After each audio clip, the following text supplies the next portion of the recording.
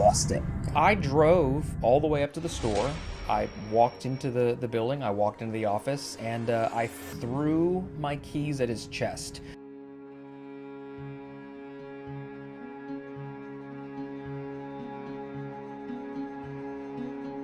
Thank God I quit my job.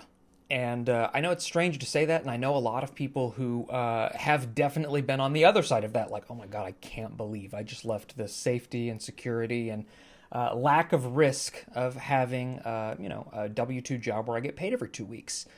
But whenever I look at my life today, and I go back 13 years ago to whenever I was employed, I just can't express enough how glad I am that I didn't continue along that track, because I really did think that I was on the employment track of my future. I really did think that, like, this is the thing, this was the thing, like, this is what I'm going to do.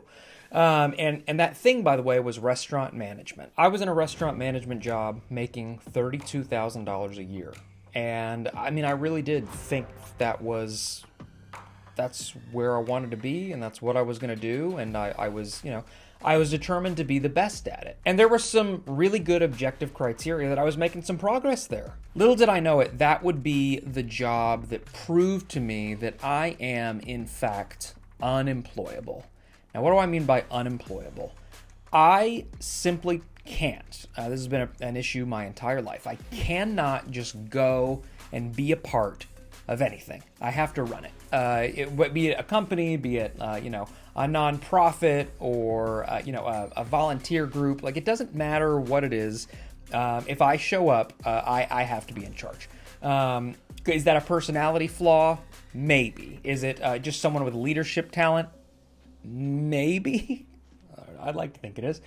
But the fact of the matter is, that's the job that taught me that I was unemployable. So the gentleman who I was working for, so my boss, was a person who was deeply insecure.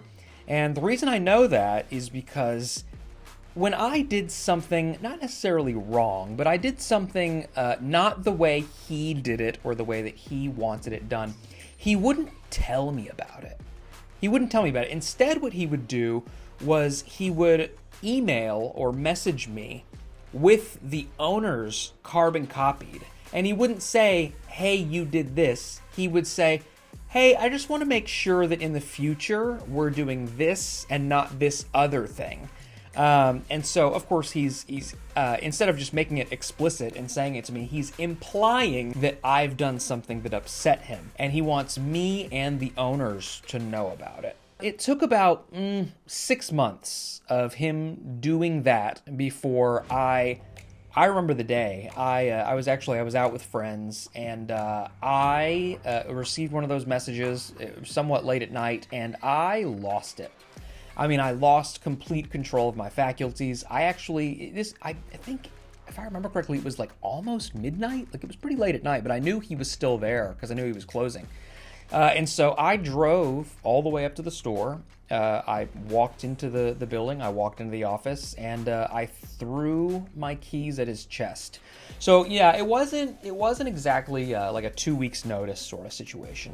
I was done. Here's where the risky part showed up. Now, fortunately, I was still young enough to where, I didn't have a ton of expenses. I wasn't buried in credit card debt or student debt, thanks, Dad, or anything like that. So I didn't know exactly what I was going to do. I had an idea of what I was going to do.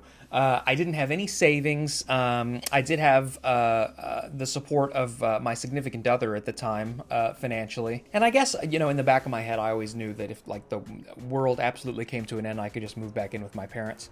Which would not have been fun or convenient because they lived like 5 hours away, but, it was something I could have done. So that put me in some severe discomfort for about 6 months. And during that 6-month period, I had decided that I was going to get into real estate. I decided that I wanted to work for myself and be a real estate agent and source my own business and do things my way. And things sort of worked out that way, but also kind of not that way, and that's a whole different story. But regardless, that process of going through and getting my real estate licensing coursework done and taking my test, all that probably took about 3 months, and then it took about another 3 months between having my license and actually closing my first transaction. When I closed my first transaction, it was an amount of money. I think it was like $8,000.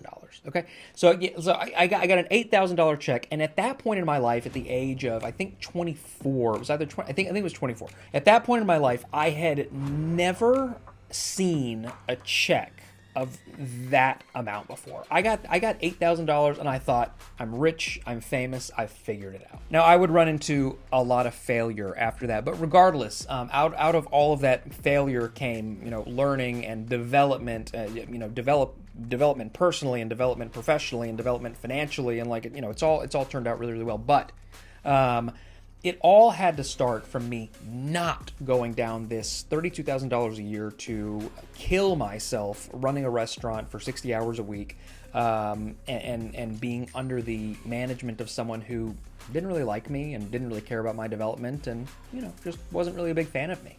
I think that some considerations that you should make before you decide that you are going to leave the comfort of your job, okay, is one, do you have savings, right? I did not have any. And if I could go back in time, I probably would have toughed it out for a few months while I put together a little nest egg for myself. Two, do you have family support? Do you have spousal support? Is there somebody who, I'm not saying it wouldn't be uncomfortable, but is there somebody who could toe the line for a limited amount? I mean, set a boundary, like 90 days, before you have to start bringing in something significant. Three, do you have a clue?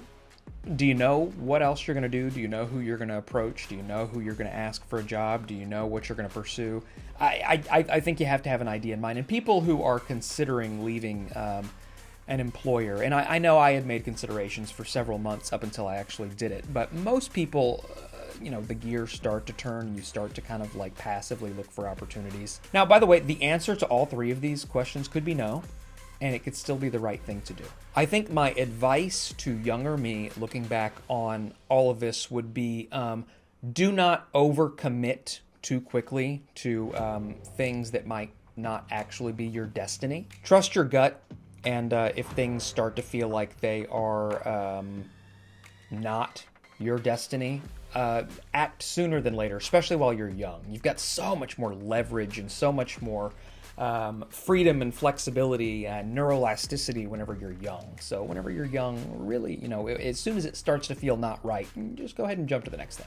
Don't take advice from anyone who you would not trade lives with in whatever category you're taking advice from them from. You don't take relationship advice from someone who doesn't have a relationship or whose relationship is shit. You don't take financial advice from someone who's broke. You don't take style advice from someone who has terrible clothes and an awful haircut. And I think that when you're young, you see people older than you, and you think oh, well, they've got so much more knowledge and wisdom and experience than me, and trust your elders. Yeah, that's not great advice. That is your unsolicited advice. Hey, thanks so much for watching. Do you want more unsolicited advice? Then click on this video. YouTube thinks you'll like it. While you're here, go ahead and give this video a like and give us a follow while you're here. We'll see you next time.